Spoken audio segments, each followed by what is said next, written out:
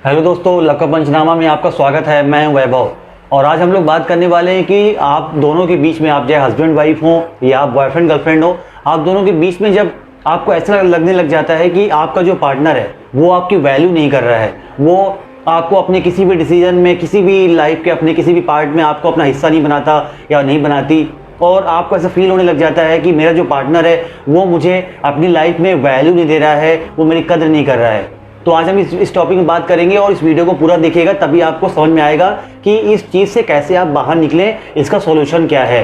ठीक दोस्तों, तो अभी हम स्टार्ट करते हैं वीडियो को। कि होता क्या है कि हम लोग की लाइफ में ना ये एक वैल्यू जो है ना, ये बहुत ही इंपॉर्टेंट रोल जो है इसका होता है।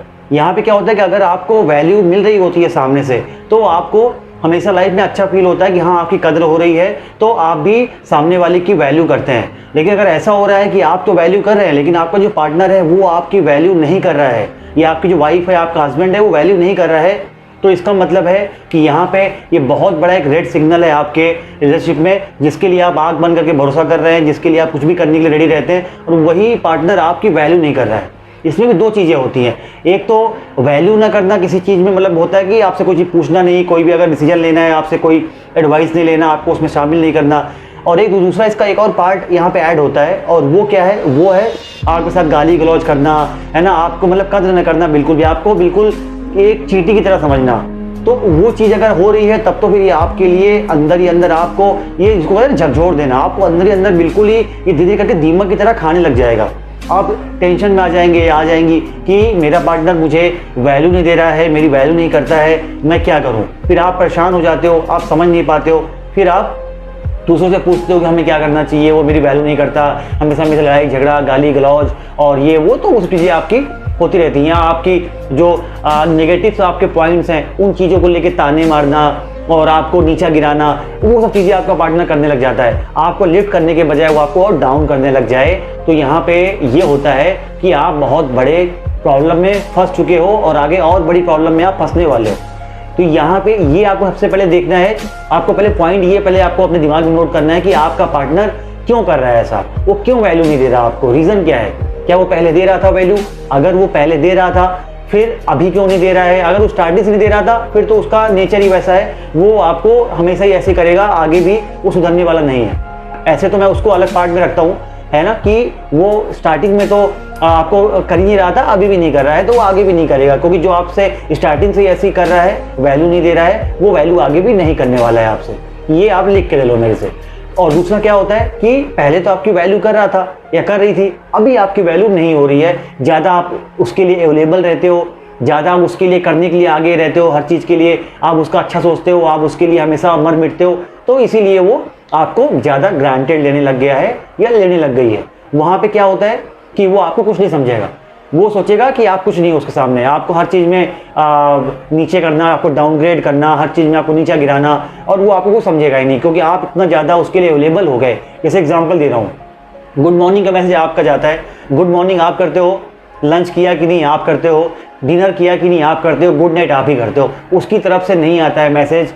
एटलीस्ट आप गुड मॉर्निंग कर रहे हो तो उसकी तरफ से गुड नाइट आए, ऐसा नहीं होता है। आप ही गुड मॉर्निंग कर रहे हो, आप ही गुड नाइट बोल रहे हो। तो यहाँ पे क्या होता है, आप बहुत ज़्यादा सामने वाले के लिए अवेलेबल रह रहे हो। तो अवेलेबल होने के बाद क्या होता है कि सामने वाला जो पार्टनर है वो सोच रहा है कि आप कहाँ जाने वाले हो, आप तो मर मिटते हो उसके ऊपर। फिर वो क्या करेगा, आपकी वैल्यू नहीं करेगा, आपका मैसेज का सही से रिप्लाई नहीं करेगा, ज़्यादा टाइम लगाएगी या लगाएगा आपका रिप्लाई करने में, और ये सब चीज़ें आपकी होने लग जाती है आपके साथ। तो आप समझ नहीं पाते हो कि ये कर क्यों रहा है। फिर आप क्या करते हो कि आप अंदर ही अंदर सोचने लग जाते हो कि ये मेरी वैल्यू नहीं कर रहा है। तो रीज़न क्या है आगे समझ लो यहाँ पे, क्यों आप इतना ज़्यादा अवेलेबल रहोगे सामने वाले के लिए, तो वो आपके लिए ऐसे ही वो पेश आएगा।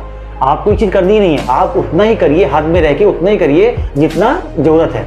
खाना आपको उतना ही खाना जितनी ज़रूरत है। अगर आप ज़्यादा खाना खा लोगे तो आपका पेट खराब हो जाएगा। वैसे ही यहाँ पे है, रिलेशनशिप आपका खराब हो जाएगा, क्योंकि आपको यहाँ पे ये सबसे ज़्यादा दिमाग लगाना है कि सामने वाले पार्टनर के सामने खुद को बहुत ज़्यादा हर समय उसके सामने मत रखो खुद को।